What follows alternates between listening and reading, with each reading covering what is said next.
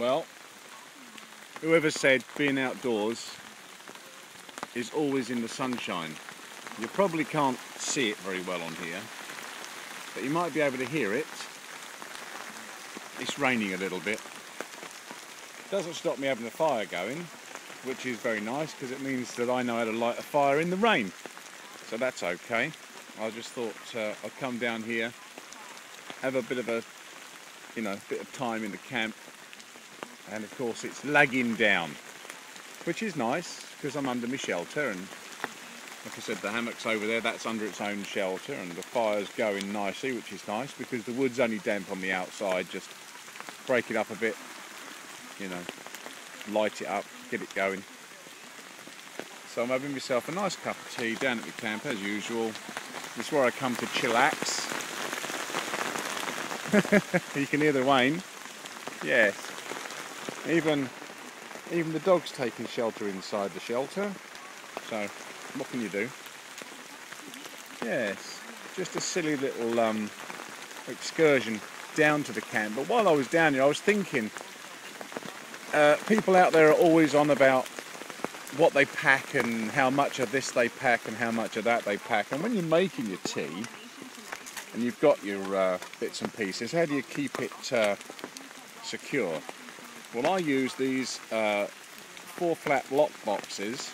They're waterproof, bloody good on a day like today, and airtight, so you can keep your tea bags in there. The brown is just where I had a tea bag explode on me, so don't worry about that. But they're very good. You get them in different sizes. Okay, that one's got the coffee in it. Some of these pull tab pots are okay. They're not very strong, but again, they're good enough. That's got some sugar in it, you see. And then milk is always a bit of a pain, so the whitening powder, which you can buy in big bottles and decant it into your own things, is always good.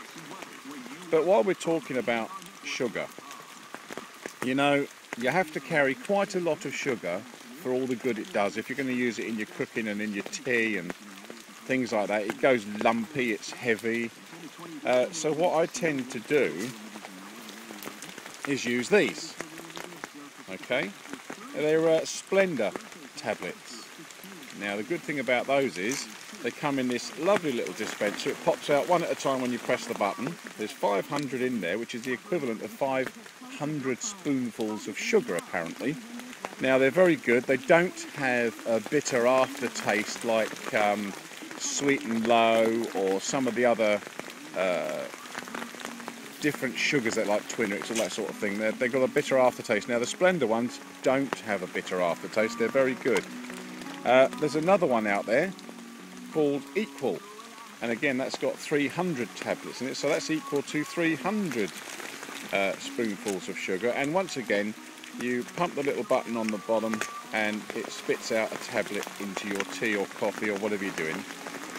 Now this means you can carry the equivalent to an awful lot of sugar in a very, very compact package. You see, you can use it in your cooking if you like to add sweetness to some of your dishes, and a curry is nice if you put some sweetness into it. Well, these things can be done. You can either drop them in tablet form and mix them well, or put them into a little bit of boiling water and dissolve them and then use them like liquid sugar. And that way you can add it to your own particular brew the way you want it. And my brew is coming on quite nicely there in my favourite kettle, which I've mentioned before. So there we are. A rainy day at the camp and some cooking tips. I have got another tip on fire lighting, which I've been using for a while now, and although I can light fires using things that I keep handy like birch bark and all the bits and pieces that you keep around, I can light fires from nothing, because I've got birch trees all around me, which is very nice. I can just strip a bit of birch bark, do the usual thing, strike a spark into it and get it going.